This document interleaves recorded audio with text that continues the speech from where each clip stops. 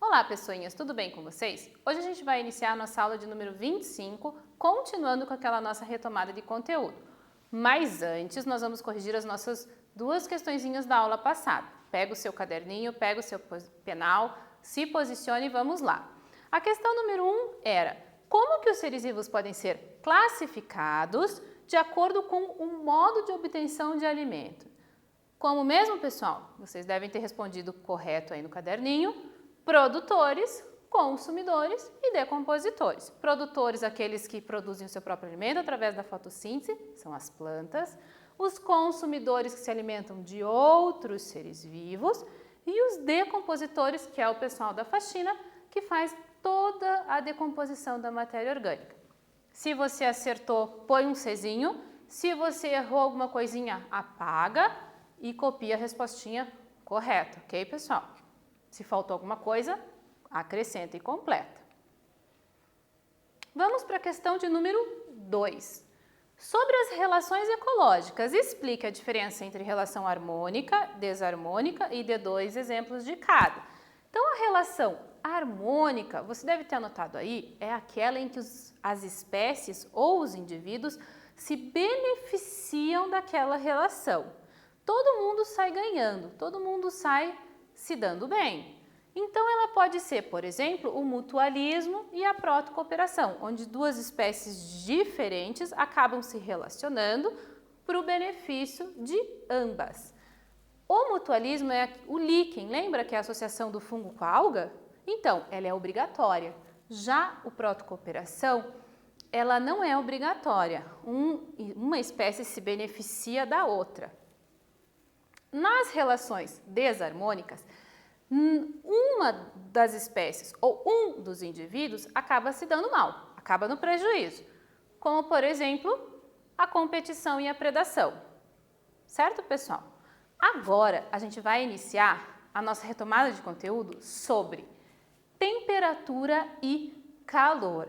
2 assuntos bastante complicadinhos que vocês tem agora a chance de retomar e tirar as dúvidas que ficaram lá atrás, pessoal. Então, vamos lembrar o seguinte, que todos os objetos, tudo que existe no nosso planeta é formado por aquelas partículas, por aqueles ingredientes. Lembra que eu mostrei para vocês lá na tabela periódica da outra aula? Então, aqueles são os ingredientes dos quais são feitos todos os tipos de materiais, de matéria, de objetos, de corpos que existem no nosso planeta Terra. Esses ingredientes, eles são formados por átomos, que são as estruturas fundamentais da matéria. Lembra que eu expliquei que os átomos se juntam para formar moléculas? E essas moléculas, pessoal, elas não ficam paradas, elas estão em constante movimento. E a temperatura é a grandeza física que mede o quanto essas moléculas se movimento. Então, quando a gente tem as moléculas numa temperatura mais baixa, elas vibram muito pouco. Quando a gente tem essas moléculas numa temperatura um pouquinho maior, elas começam a vibrar um pouco mais. Quando você aumenta muito a temperatura, elas ficam ensandecidas. Elas vibram e se mexem para todo quanto é lado. E aí vocês lembram que isso interfere nos 3 estados físicos da matéria? Sólido, líquido e gasoso. Então, vamos usar um exemplo clássico, a água. A água, vamos pensar comigo, qual que é a diferença da água sólida, da água líquida para a água gasosa? Tudo é água, não é água? Tudo é água. Mas o que que muda? Muda justamente a agitação das moléculas de água. Você sabe a molécula de água? H2O. H2O é o nome da molécula de água. E cada moléculazinha de H2O vibra numa intensidade quando a água está no estado sólido, líquido ou gasoso. Quando a água está sólida, gelo, as moléculas estão bem exprimidas e vibram muito pouco.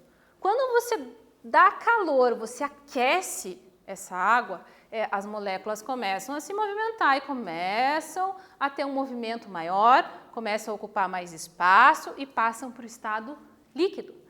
E se você continuar aquecendo, elas ficam doidas, ensandecidas, elas começam a vibrar para tudo quanto é lado e passam para o estado de gás, para o estado gasoso. Então, a temperatura é o nome que nós damos para a forma como nós medimos a agitação térmica dessas moléculas que estão presentes em todos os corpos que existem no nosso planeta. E quando eu falo corpo, eu estou falando da rocha, eu estou falando da água, eu estou falando dos seres vivos, eu estou falando de tudo que existe no nosso planeta. Bom, mas como que funciona essa temperatura? Como que eu consigo aquecer um corpo? Como que eu consigo dar calor e aumentar a temperatura desse corpo? Muito bem, fazendo um equilíbrio térmico. Então, todos os corpos estão a uma determinada temperatura. Tudo que existe está a uma determinada temperatura. E existe uma tendência de todos esses corpos equilibrarem essa temperatura. Então, vamos observar aqui um corpo que está numa temperatura mais baixa. Por exemplo, um copo de água até com gelo lá dentro. Então, a temperatura está mais baixa. Você tem uma menor agitação dessas moléculas. Quando você dá calor e aquece, por exemplo, quando você aquece a água para passar o café e você tem o café quente, você tem uma maior agitação dessas moléculas de água. Então, você aumentou a temperatura desse corpo. E quando você junta o café quente com o leite gelado, por exemplo, o café está numa temperatura alta, o leite está numa temperatura baixa. Quando você junta os dois, o que acontece? Essas temperaturas, elas tentam se equilibrar. O que está mais quente vai passar calor para o que está mais frio e eles vão entrar em equilíbrio, o chamado equilíbrio térmico. Vamos ao primeiro quiz da aula de hoje, pessoal? A temperatura é uma grandeza física que mede o quê? Vamos pensar lá. Letra A, grau de agitação das moléculas? Ou letra B, calor? Letra C, pressão? Ou letra D, volume? Um tempinho para vocês responderem, pessoal. Pensem bem.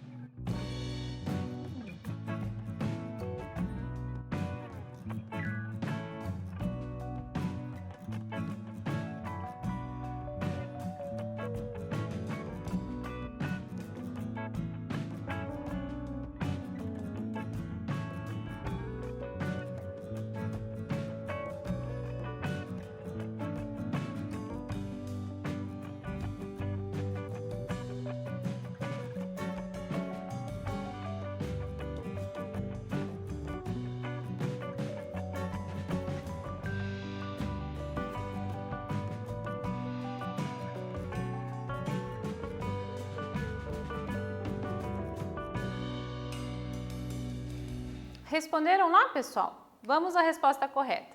A temperatura é uma grandeza física que mede o grau de agitação das moléculas. Aposto que você acertou. Essa era tranquila. Bom, e o que seria a sensação térmica? Como que nós percebemos o ambiente à nossa volta? Por meio da pele. E a pele possui células receptoras, que percebem as variações de temperatura do ambiente. E muitas vezes, fatores como o vento e a umidade do ar interferem em como nós sentimos a temperatura.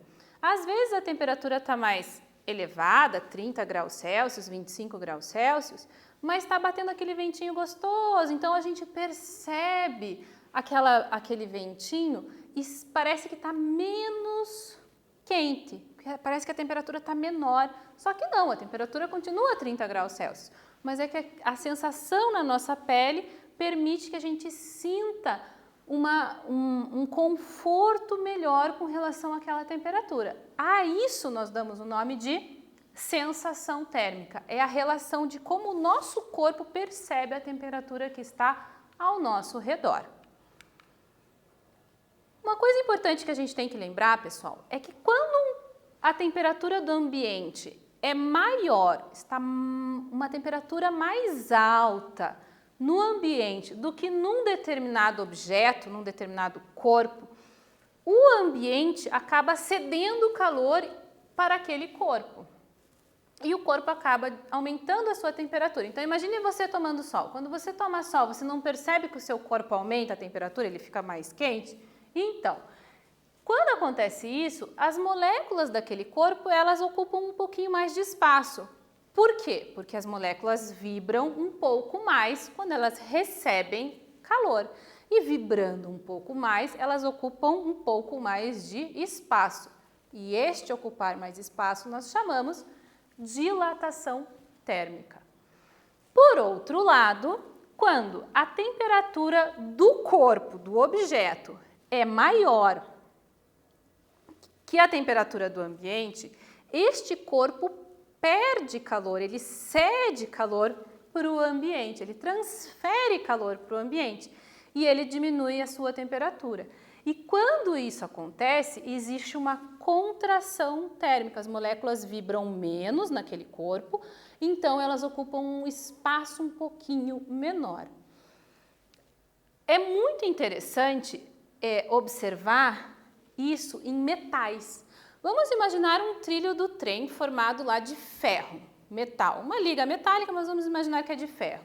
Quando a temperatura do ambiente está muito alta e o metal recebe muito aquele calor, ele dilata.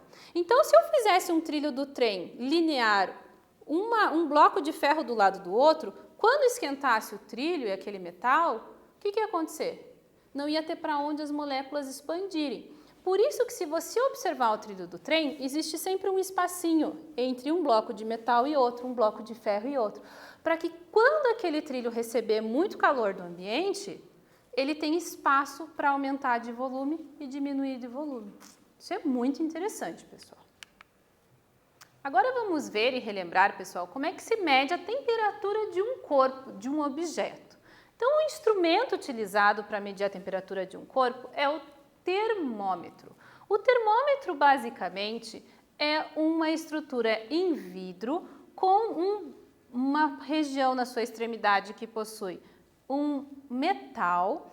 No seu interior existe um sulco por onde corre mercúrio, que é um metal líquido, e uma grade, uma escala numérica, que é justamente o número que a gente vai usar para quantificar a temperatura. Ah, está quantos graus? 5 graus Celsius? Então, tem que estar aqui no número 5. 10 graus Celsius? Tem que estar aqui no número 10 e assim por diante. Então, essa é a escala numérica que vai efetivamente nos dar uma noção de qual é a temperatura daquele corpo. Como que o termômetro funciona? Você encosta essa região metálica no corpo e a tendência, lembra, é haver um equilíbrio térmico. Então, o corpo vai ceder calor para esse bulbo metálico, vai aquecer aquele mercúrio líquido que está lá dentro, ele vai expandir, aumentar de volume e vai subindo pelo bulbo, até alcançar um número correspondente à temperatura daquele corpo. Este é um termômetro, pessoal, chamado de analógico. Mas nós temos outros tipos de termômetros hoje, mais modernos, que são utilizados para medir a nossa temperatura. Eu trouxe para vocês dois tipos de termômetros. Um termômetro que é aquele que a gente usa em casa para medir a nossa febre. Esse termômetro é chamado de termômetro digital. Ele é eletrônico, ele já funciona com componentes eletrônicos, não funciona mais com o bulbo de vidro nem com mercúrio líquido, ele não é analógico, ele já é digital, ele já funciona de maneira eletrônica. Aonde você aperta o botão, ele faz um barulhinho, você encosta a região metálica no corpo, espera mais ou menos 3 minutos, a hora que ele apitar, você observa qual foi a temperatura medida ali no visorzinho digital. E hoje em dia nós ficamos conhecendo um outro tipo de termômetro mais moderno, que é o termômetro de sensor de temperatura, que é esse aqui que eu trouxe para vocês. Por que a gente conheceu esse termômetro aqui? Por causa dessa pandemia que nós estamos vivendo do coronavírus, que nem do coronavírus. Então, esse termômetro por sensor, ele não precisa encostar na pessoa. Lembra que os outros dois você tem que encostar essa região metálica no corpo da pessoa? Esse aqui não. Esse aqui ele funciona como um sistema de radiação. Ele emite um feixe de luz, eu vou medir a minha temperatura aqui para vocês verem. Ele emite um feixe de luz e esse feixe de luz retorna uma informação que é transmitida em dados de temperatura. Essa informação é transformada em valores numéricos de temperatura. A temperatura da prof deu, vamos olhar aqui que eu não olhei, 36 graus Celsius. Então, a prof não está com coronavírus e é assim que as pessoas estão medindo hoje a febre umas das outras. Por quê? Porque o corona não pode ter contato físico com outra pessoa. Se você não pode ter contato físico, você não pode usar um termômetro que várias pessoas usam. Então, ele se tornou fundamental e essencial para essa época que nós estamos vivendo hoje. Ele é um pouco mais caro, normalmente a gente não tem ele em casa, porque em casa não tem problema, só as pessoas da família usam, você pode ter este outro que é mais simples. Mas esse aqui está sendo utilizado por médicos e enfermeiros ao redor do mundo inteiro para testar a temperatura das pessoas. Por quê? Os principais sintomas de corona, né, pessoal, é a febre. Então, o ser humano é um ser vivo homeotérmico, ou seja, a temperatura do nosso corpo ela é constante, ela varia muito pouco, em torno de 33 a 37, 38 graus Celsius. Se abaixar muito disso, o nosso corpo congela, a gente morre congelado, de frio. Se aumentar muito disso, o que acontece? O nosso corpo esquenta demais e a gente morre frito, literalmente. Então, o ser humano é um ser homeotérmico. E o primeiro sinal que o nosso corpo está sofrendo com uma infecção de um ser vivo parasita é a febre. Então, o principal instrumento hoje para nos proteger do corona é esse instrumento aqui, é um termômetro de sensor de temperatura. Não existe o contato físico e ele consegue medir a temperatura corporal do ser humano, que tem que estar em torno de 35, 36 graus Celsius. Beleza, pessoal? Continuando então. E qual é essa escala de temperatura? Como que o termômetro mede esses números? No Brasil, a gente usa uma escala chamada de graus Celsius. Essa escala, ela tem um 0, ela tem números negativos e ela tem números positivos. Nos Estados Unidos, eles já usam uma outra escala de temperatura, que é o graus Fahrenheit, aonde o 0 nosso aqui, para eles, é o 32. Então, ele usa uma diferença nessa escala, nessa régua de números para informar a temperatura. E a gente ainda tem a temperatura do Sistema Internacional de Unidades de Medida, que é a temperatura utilizada pelos cientistas nos laboratórios do mundo inteiro. Eles usam o chamado Kelvin. O Kelvin é utilizado pelos cientistas porque ele não tem números negativos. Ele parte do zero absoluto, que seria quando as partículas estão imóveis, absolutamente imóveis, o que não acontece na Terra, ok, pessoal? Mas existe na escala térmica, é o zero absoluto Kelvin, e ela vai subindo até o número 373. Por que os cientistas usam uma escala padrão ao redor do mundo inteiro? Para eles poderem conversar de maneira mais fácil, todo mundo falando a mesma língua, usando a mesma escala, e porque não tem número negativo. Imagina lá o pessoal que vai construir uma nave espacial para ir para o espaço. Imagina a quantidade de cálculo, pessoal, que eles têm que fazer. Agora imagina se eles tivessem que colocar e calcular a temperatura de todos aqueles objetos que eles constroem na nave espacial, negativa. Ia dar uma bagunça nos números deles. Então, eles usam essa escala que não traz números negativos. No Brasil, a gente está acostumado com o grau Celsius, onde a gente tem temperaturas abaixo de 0 graus Celsius e acima de 0 graus Celsius. E aqui é legal a gente lembrar que quando um corpo atinge uma determinada temperatura, ele passa de um estado físico para o outro. Então, vamos usar o exemplo da água. Quando a água atinge 0 graus Celsius, ela congela. Quando ela atinge 100 graus Celsius, ela evapora. Então, nós temos aqui no Brasil essa referência do grau Celsius, quando nós temos o 0, que é o ponto de fusão da água, e o 100, que é o ponto de ebulição da água. Muito bem, então vamos ver, entender o que é o calor. Vocês perceberam que eu falei essa palavrinha ao longo da nossa retomada de conteúdo. Mas o que efetivamente significa a palavra calor? Para as ciências é um pouquinho diferente do para o popular. Então, para a ciência, o calor é justamente a energia que é transmitida de um corpo mais quente para um corpo menos quente. É a energia que está em fluxo. Então, temos um exemplo muito claro aqui. A gente tem um corpo A formado com uma temperatura mais alta, tanto é que ele está em vermelhinho. Um corpo B com uma temperatura mais baixa. Quando a gente encosta esses dois corpos, o que ocorre? O corpo A, que está mais quente, transfere calor para o corpo B, que acaba aumentando a sua temperatura. Só que se ele está cedendo, o corpo A perde calor. E eles entram no chamado equilíbrio, até atingirem os dois, ambos, a mesma temperatura. Então, é um exemplo muito claro do equilíbrio térmico que ocorre quando um corpo transfere o quê? Calor, energia térmica para o outro corpo.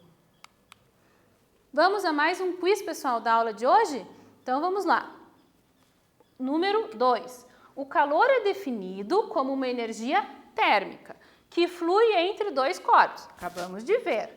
O fluxo de calor entre dois corpos em contato se deve inicialmente a que fator? Letra A, temperaturas dos corpos serem iguais. Letra B, temperatura dos corpos serem diferentes. Letra C, os corpos estarem muito quentes? Ou letra D, os corpos estarem muito frios? Respondam rapidinho lá, pessoal.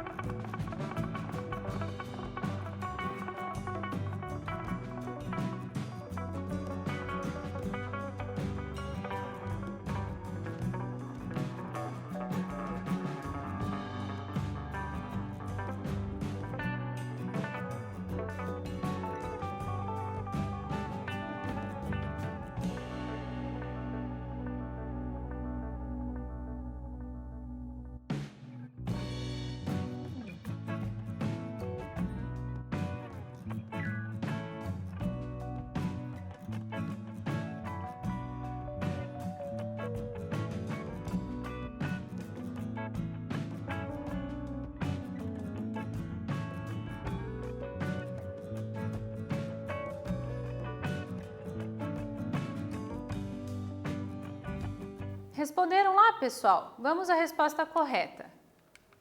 Opa, agora sim.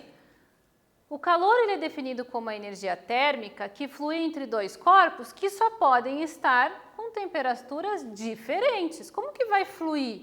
Tem que fluir do que está mais quente para o que está com uma menor temperatura. Muito bem. Vamos relembrar dois conceitos importantes, o de calor específico e o de calor latente. O calor específico é a quantidade de calor necessária para que um corpo aumente a sua temperatura. O calor específico, ele é uma propriedade dos corpos, da matéria, própria. A gente diz que é uma propriedade específica da matéria. Cada tipo de matéria, metal, madeira, vidro, tem um calor específico. E o calor latente é a temperatura em que um corpo passa de um estado físico para outro. É quando ele atinge uma determinada temperatura, uma determinada quantidade de energia, em que ele deixa de ser sólido para ser líquido, ele deixa de ser líquido e passa para o estado de gás, para o estado gasoso. Muito bem. E vamos relembrar também os 3 tipos de propagação. Como é que esse calor propaga? Como é que ele passa de um corpo para outro corpo? Existem 3 tipos. A condução térmica, que é quando as moléculas se encostam, quando você encosta um corpo com uma maior temperatura num corpo de menor temperatura. E esse calor é transmitido molécula a molécula, existe o contato físico. Ocorre principalmente com os corpos que estão sólidos, que são sólidos. A convecção é quando o calor ele é transferido para uma massa de água ou de ar. E toda uma massa de água ou de ar se desloca. Então, a gente diz que tem o deslocamento do calor por meio de grandes blocos de matéria, grandes quantidades de matéria. É o que acontece, pessoal, nas correntes de ar quente e ar frio. O ar que está na superfície terrestre, muito próximo, ele se aquece. E o que acontece? O ar aquecido, ele é menos denso, ele sobe, e o ar mais denso, mais frio, ele desce. Então, nós temos essa transferência, esse movimento dos gases da atmosfera ocasionados pela convecção térmica. E a irradiação é a forma de propagar calor em que você não precisa de um meio material. É, por exemplo, o termômetro que nós utilizamos hoje, ou como a luz do sol chega e aquece o nosso planeta, por meio da propagação de irradiação. Muito bem. Para finalizar, nós temos aquele nossa tela com o resumo de tudo que nós revimos nessa aula.